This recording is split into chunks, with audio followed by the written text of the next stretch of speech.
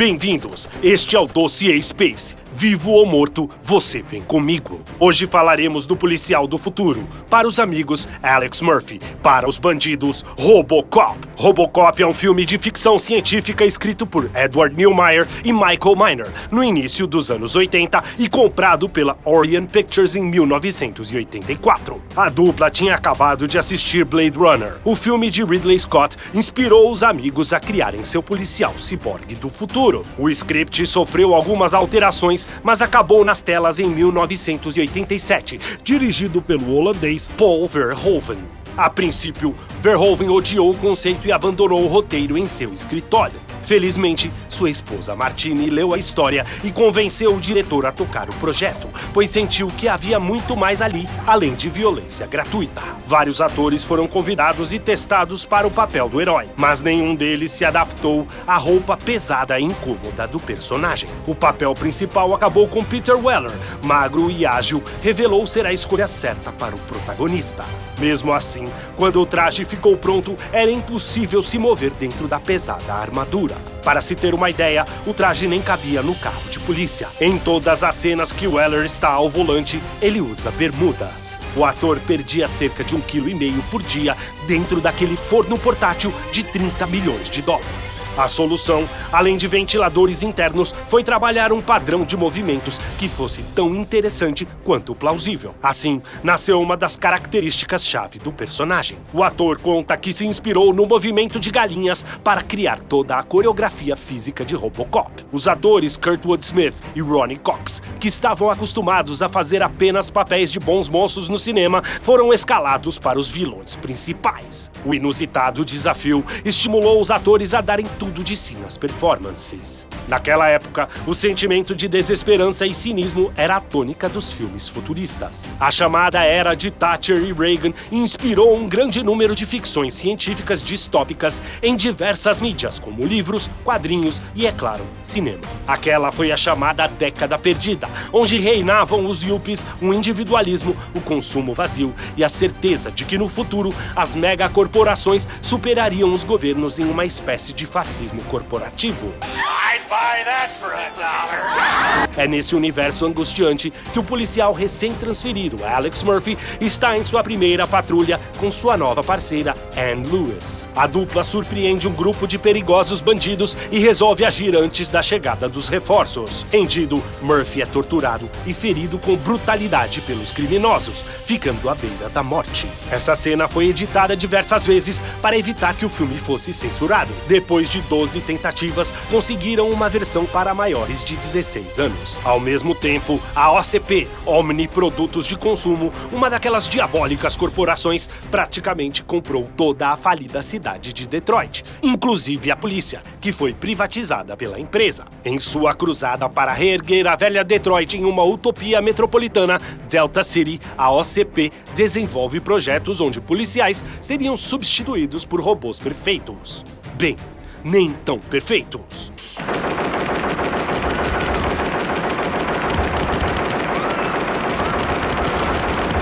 O ED-209, um gigantesco e descontrolado protótipo da OCP para a segurança pública, merece destaque. Ele foi todo animado por Randall M. Dutra, com a técnica de stop motion pela Industrial Light and Magic, a mesma empresa por trás dos efeitos especiais de Star Wars e futuramente Jurassic Park. Com a falha de todos os testes, um executivo da OCP tem a ideia de usar o sistema nervoso de um ser humano, substituindo um robô por um ciborgue meio homem, meio máquina. Um tira total. Robocop.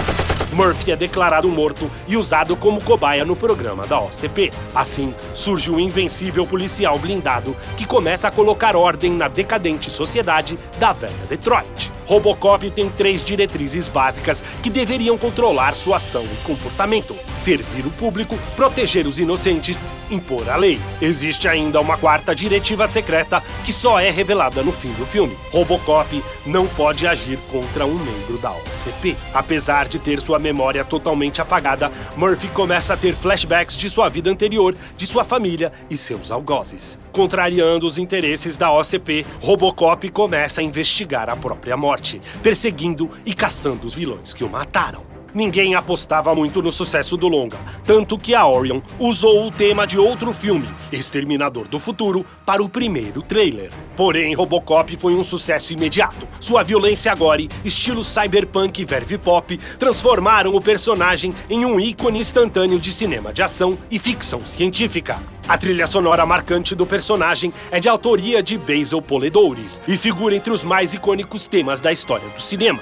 O filme foi francamente inspirado na graphic novel Cavaleiro das Trevas, que mostra um Batman envelhecido em uma Gotham City cada vez mais desenganada. Marca disso é a narrativa com inserções televisivas presentes no filme e na obra do quadrinista Frank Miller. Os produtores pensaram em convidar o próprio autor para escrever um novo roteiro, Robocop 2, de 1990. O que ninguém contava, nem Miller, é que o roteiro seria escrito e reescrito, modificado diversas vezes por pessoas diferentes com interesses diferentes, deixando a ideia original do autor irreconhecível. No filme dirigido pelo veterano Irving Kershner, de Um Império Contra-Ataca, uma nova droga, Nuke, toma as ruas da velha Detroit. Ao mesmo tempo, a OCP está desenvolvendo uma nova geração de ciborgues, desta vez ainda mais violentos e mais fáceis de controlar do que o protótipo do filme anterior, com aquela margem de erro que só a OCP pode trazer para você. Stop or I'll shoot.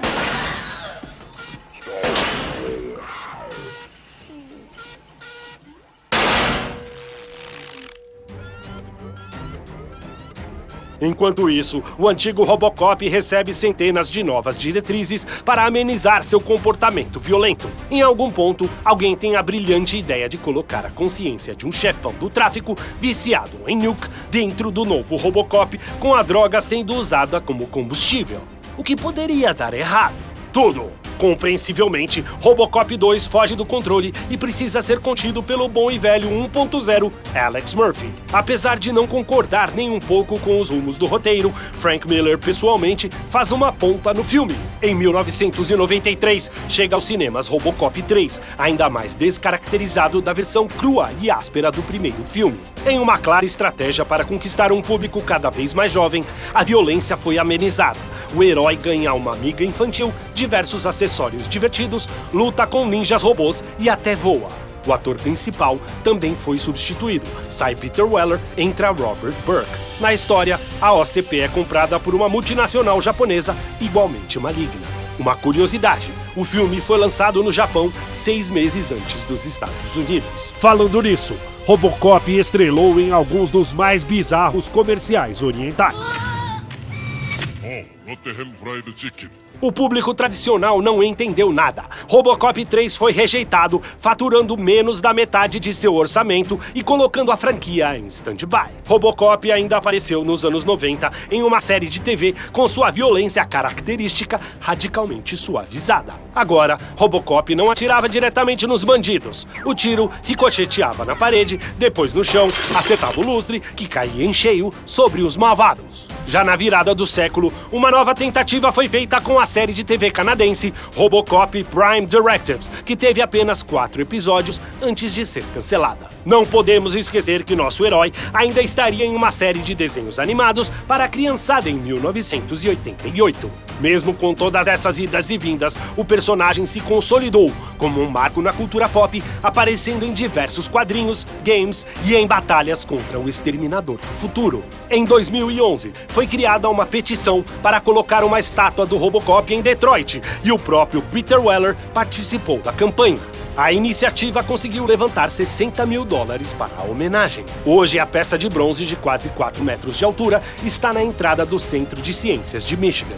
Em 2014, o brasileiro José Padilha dirigiu um novo Robocop, com outro brasileiro, Lula Carvalho, na fotografia e o ator Joel Kinnaman como protagonista.